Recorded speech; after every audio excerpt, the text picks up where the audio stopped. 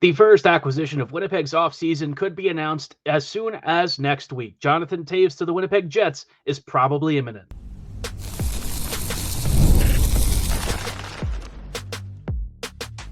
You're Locked On Jets, your daily podcast on the Winnipeg Jets, part of the Locked On Podcast Network, your team every day. Hey friends, and welcome to tonight's episode of Locked On Winnipeg Jets, part of the Locked On Podcast Network, your team every day. I'm your host, Harrison Lee, an avid Winnipeg Jets fan and an online blogger.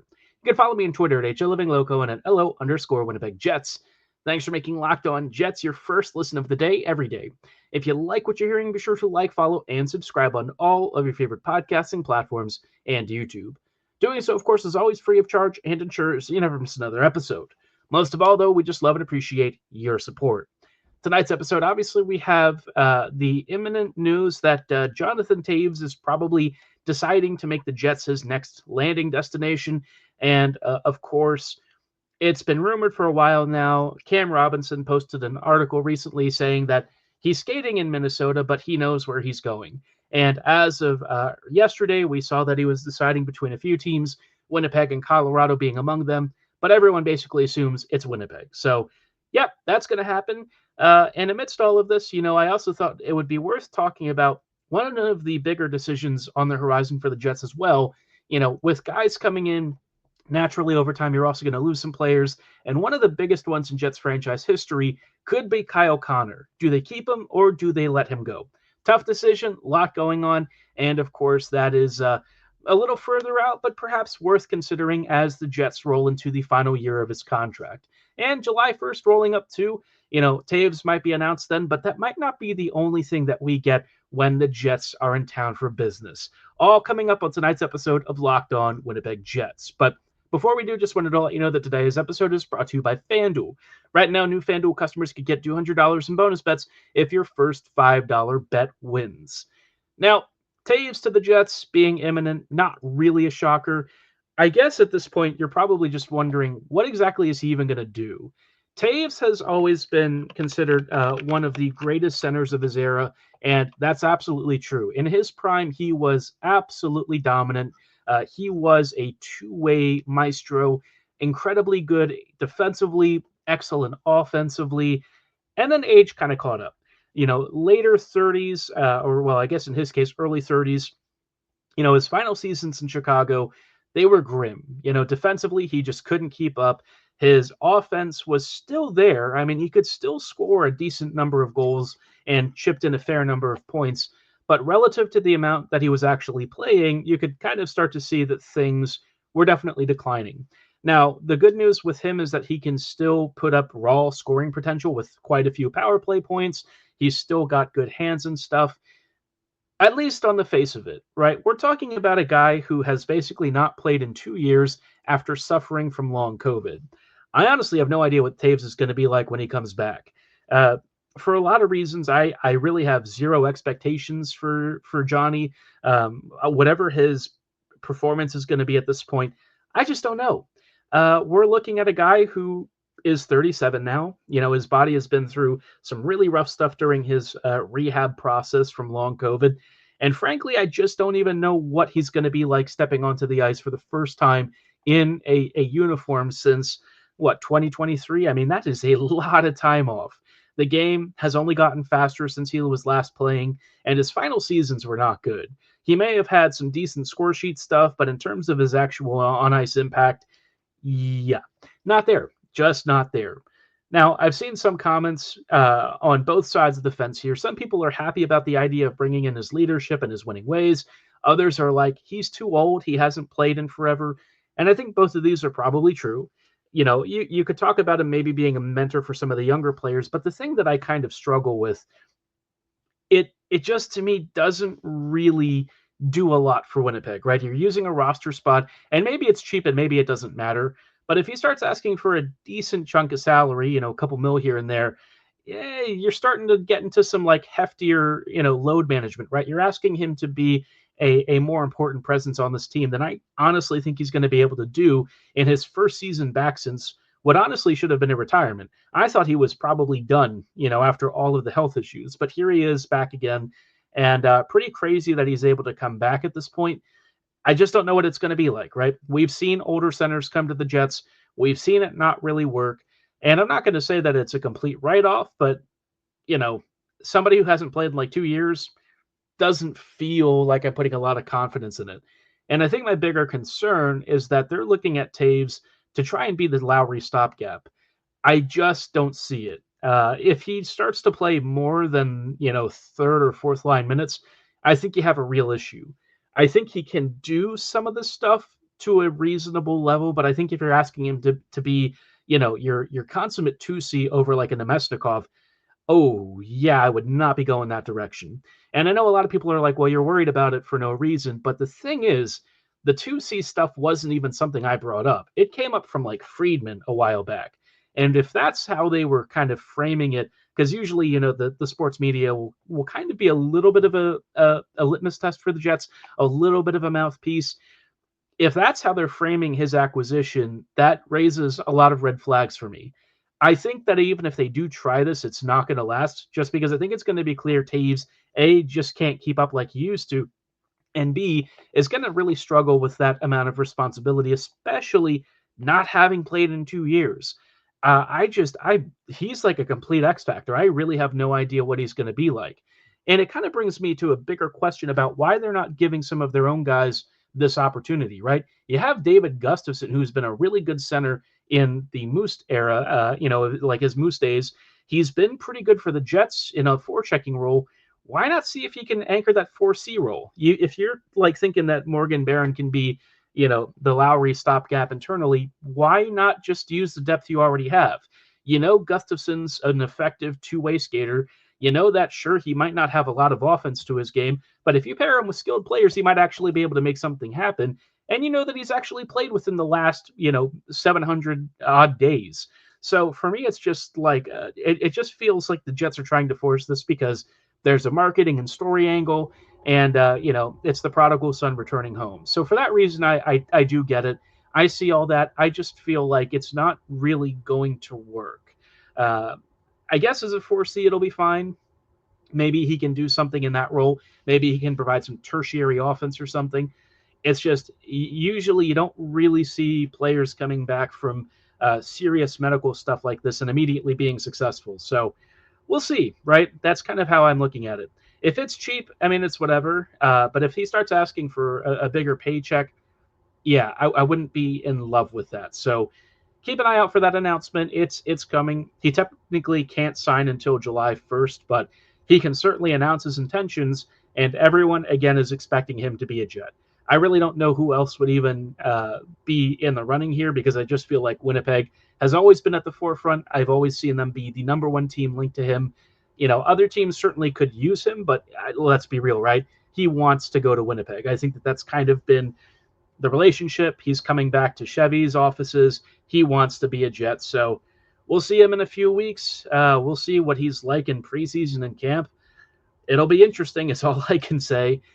Speaking of interesting, though, we've talked a lot about acquisitions, but amidst all of this, the Jets may also have some departures, and the Kyle Connor one that's kind of looming after the upcoming season is a really big one, because which way the Jets go here with Connor expiring is a really big question, and may do some good, it may do some bad. We're going to have to kind of piece through it, because this is a very complicated question. We'll dive into the Kyle Connor topic coming right up. The NBA playoffs are in full swing, and every night delivers highlight-worthy performances, major momentum shifts, and can't-miss moments. Whether it's a game-winning shot or a breakout player, there's never been a better time to get in on the action. FanDuel makes it easy to stay in the game before tip-off and live. With player props, performance trends, and same-game parlays, fans have more ways than ever to play smart and win big.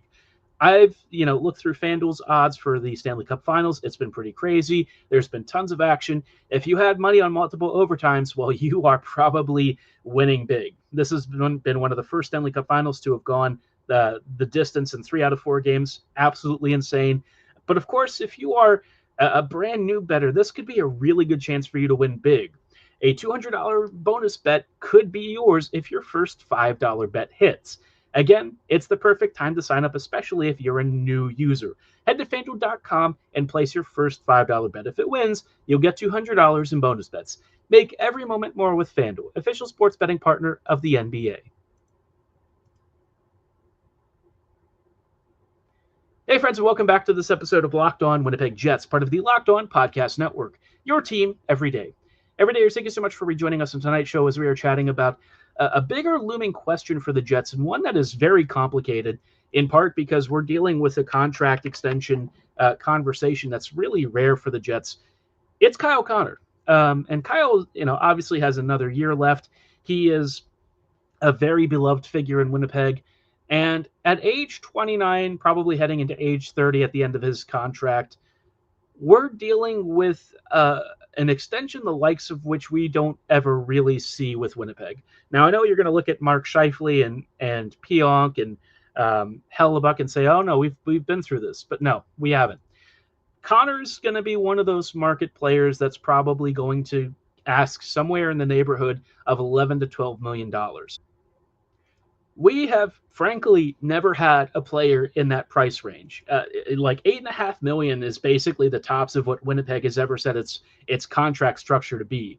And obviously, Connor's a little bit of a unique story for the Jets. He's an elite finisher. He's one of our most talented goal scorers. And when you talk about whether or not to resign him, it's a very interesting question. I don't think it's that easy on the face of it. I think that there's, reasons to do one of two things. You could trade him, and if you trade him in the final year of his contract, it's going to be a very popular trade, right? At least for everyone outside of Winnipeg. Within Winnipeg, I can guarantee you the reaction is going to be abysmal. Connor is immediately, one of the top goal scorers on the team. He has always been one of the most dynamic attackers. He's never said he wants to leave Winnipeg. So there's all this stuff kind of tying him to the Jets. And I have a really hard time envisioning him walking or going anywhere else. But the thing with Connor is that until this year, his value was really in the goal scoring department, and that was kind of it. You look at his overall on-ice impact and where he was good and where he really struggled, and so much of what this team has kind of been struggling with over the years has kind of been tied to his attachment to Scheifele. And it's weird to say that because, they're both great friends and they're both great players, but together they've just really made the team's top six structure very complicated to work around. And because of that, you're kind of in this weird spot where if you were to try and, separate the two, A, what would happen with Scheifele? And B, how do you replace Connor's impact? This past season was arguably the best that we've ever really seen in his overall game. He back-checked a little more. He made some defensive marks. He forced turnovers. He created more offense out of that. This was like one of the first real years where you look at his overall impact on the offense and everything, and he was a top-line player unquestionably. People will say that he was a top-liner in previous years, and it kind of is true. Certainly in the points department, yes, but if you look at, again, the overall impact of what he's doing on the ice, it's more debatable. It is more debatable. So with him, the extension to me isn't clear-cut. And I'm not saying I'm advocating for an out-and-out trade here, but I just think that this is a really careful decision the Jets need to make. They could be signing a rapidly declining asset to a mega deal that could really hurt them in the long term if he does start to hit a bit of a wall as he gets into his early 30s. That's about the age when a lot of guys, their skating starts to decline, the offensive production starts to dip. And if he's asking for 12 mil, you're not in a really great spot to offer that. Yes, the Jets will have cap space to work with. Not really concerned about that, but 12 mil is a lot of money, even with your increased cap going forward. So for me, I'm just of many minds with this deal. I think one of the bigger questions is, if you do trade him, what do you get in return? And I guess you could talk about whether or not he fills your center situation. Maybe you try to bring in a multitude of pieces to really overhaul Winnipeg's top nine. Connor will get you a massive trade package. No doubt he will be one of the most hotly desired players on the trade market. No question, not even a debate. So, I don't think it's something that one should write off immediately. But given how this team is, I also know that it's extremely unlikely. The most likely scenario is he sticks around and basically retires a Jet. That is probably what happens. If he does go out, though, where would he even land? Maybe he goes home to Detroit. I do wonder if the Michigan connection ends up kind of winning out. Would the Red Wings maybe move a Raymond to Winnipeg for a Connor kind of swap? Raymond's obviously very talented. I'm sure they like him, but Yzerman might really enjoy having Kyle Connor's like 80 or 90 points a season. And he maybe brings in, I guess, more marketing. I have no clue. Kyle Connor is that stone cold American goal scorer. Maybe he's a big hit in Detroit. But Detroit feels like an intriguing proposition. Every team out there could basically use him, though. I mean, I think Carolina, for me, might be one of the clearest fits because the Canes have always struggled with finishing and goal scoring. And that's one thing that Kyle doesn't struggle with. He scores tons of goals. He is an elite shooter. Zero question, he'd go there and he would thrive and probably help fix part of their power play issues. Not entirely, mind you, but maybe he is the trigger man that they're missing. Elsewhere, there are other teams out there that could be interested. I guess Anaheim's apparently in on everyone, so maybe that's a thing. There could be maybe a fit in Toronto if they don't want to keep Marner around and they need to make a big swap. So again, there's lots of teams that would be willing to pay for Kyle Connor, no question. I think what ultimately happens, though, is that his next deal might be a little less than 12 mil, but he's going to get paid. There's really no doubt in my mind that that's going to happen. I guess for Winnipeg, it's just a big question of how much. You got under market for Hellebuyck and Scheifele now, but maybe back then not so much. You basically paid market for them when they signed their deals. They've won under market on some of the more fringe contracts and maybe more depth related players, but usually with their bigger names, they're not really saving a lot. So Pionk, 7 mil, kind of expensive. Scheifele and Hellebuyck at their present value 8.5. That makes perfect sense. Kyle Connor, though, he could break our salary structure. He's going to be the first player to probably go beyond the 8.5 million mark. We've never really had somebody that expensive. I don't know if it's going to work out. I hope it does. But the Jets are in a really interesting spot here. If they let him go and make a move to try and overhaul this team and diversify the roster, I mean, he is the clearest trade piece and he makes the most sense to move. But, they also are a very loyal team. And so I've had a really hard time imagining it. I don't really think it happens. But, the next year or so could really be critical to determining his future in Winnipeg, because if the Jets start to really enter a transition point and they're not really looking to be that competitive in the year or so after, maybe you do move him. Maybe you start to really try and figure out if, Winnipeg's future is really youth-based. I've kind of talked about the need for Winnipeg to change its roster construction because they're one of the only teams out there that's kind of built the way the squad is, and there are real clear caps to how far they can go. If they move Connor, it completely changes the dynamic of the team. It changes the top six. There's going to be a lot of initial pain, but I think the long term could be more beneficial. Again, this is a really hard thing to say about a guy who's obviously one of our most elite finishers and one of our most elite creators this past season. And I think that there will be a lot of initial pain. He walks, it's going to be really hard to find somebody who can do what he does on the goal scoring aspect, right? In the same way that losing Ehlers is going to hurt a lot, whether, us more analytics inclined folks want to admit it or not, Kyle Connor's finishing and stuff, it's really hard to replace. But, if the price tag that you're looking at is 11 to 12 mil, you got to be smart about how much you're spending and where you're spending it. Winnipeg has usually done an okay job of balancing the books in the past, but Kyle Connor could be the guy that really upsets that trend and puts the Jets in a tighter spot long term. And that's the thing that I think the Jets really need to avoid. Don't dig yourself an early hole that you can't climb out of when you really need to start changing your roster around and making some bigger moves. So curious to know how you're all feeling about this one. I imagine a lot of you are probably not even thinking about it that closely. It's a little more distant, but a year kind of flies by, right? A season goes by very quickly. We could be coming up on the trade deadline in 2026 wondering if Connor's going to be the first name out the door in Winnipeg. So going to be a very interesting next 8 or 9 months. Keep an eye on this situation because it's going to really impact so much with Winnipeg's future. We might even see a contract announcement before the end of next season. It's going to be a fascinating 2025-2026. But of course, we'll be there along the way. Before then, though, we have our own deadlines to deal with, and July 1st is rolling right up very quickly. I have a couple of thoughts about what's going to happen before then and what we might see as we roll into a very pivotal summer for the Winnipeg Jets. You just realized your business needed to hire someone yesterday. How can you find amazing candidates fast? Well, it's easy. Just use Indeed. When it comes to hiring, Indeed is all you need. Stop struggling to get your job post seen on other sites. Indeed sponsored jobs puts your post at the top of the page and helps you reach the right candidates faster. I've used Indeed when I was looking for work, and it's a lot like building your all-star team.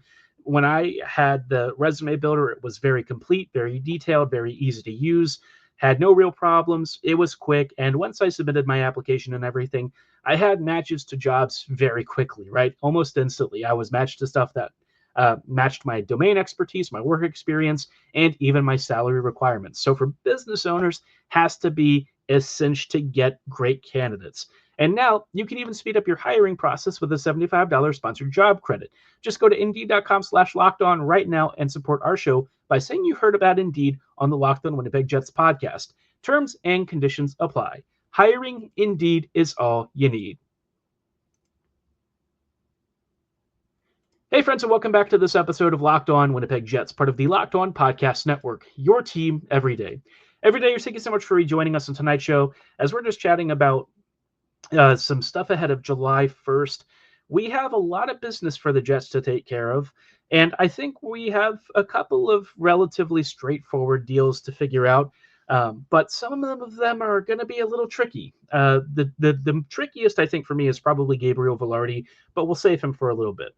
The easiest thing, though, that's going to happen before or around July 1st is that Dylan Sandberg signs a massive extension.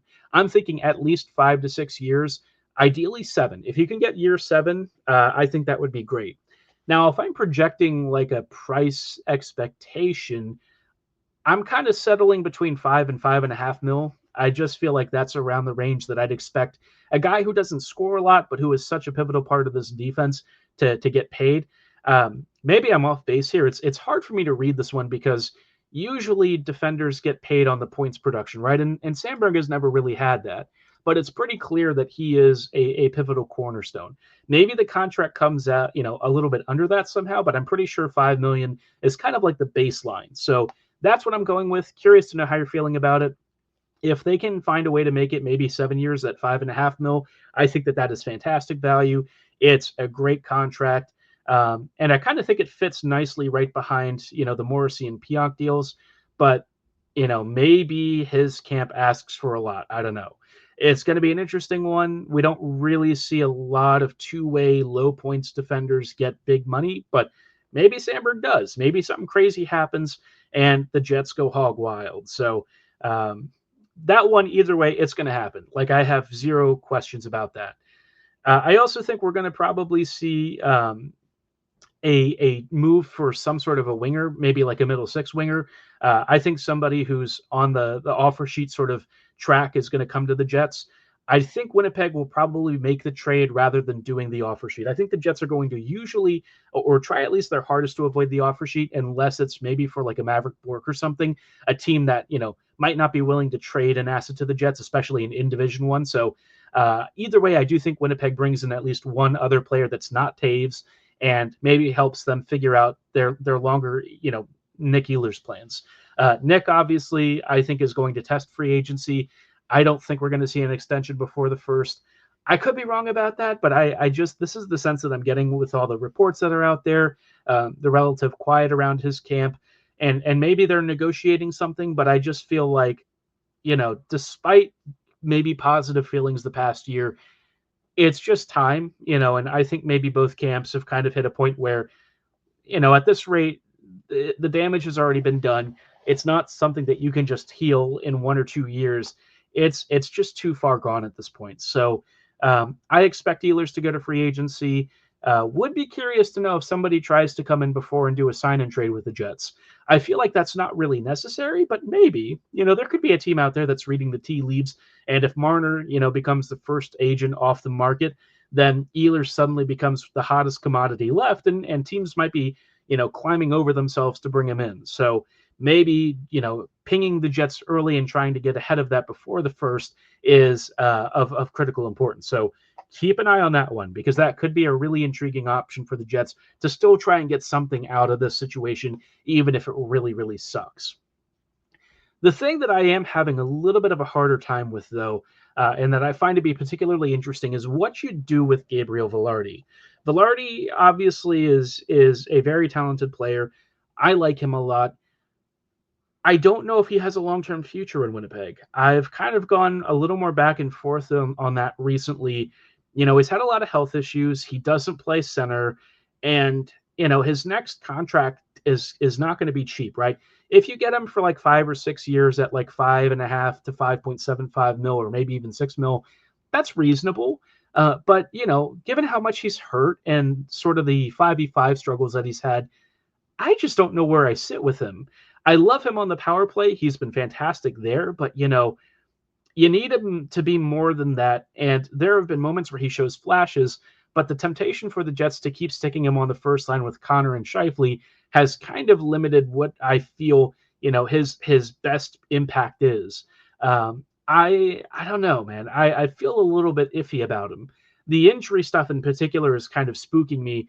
And so I don't really know if he's going to be around by the time, those contract extensions roll around. I've not really considered a trade for him yet, but if Vilardi is the piece that gets you that center upgrade and a really good one, maybe we're having a different conversation in a few weeks. So that's going to be one of the other really interesting near-term situations to watch.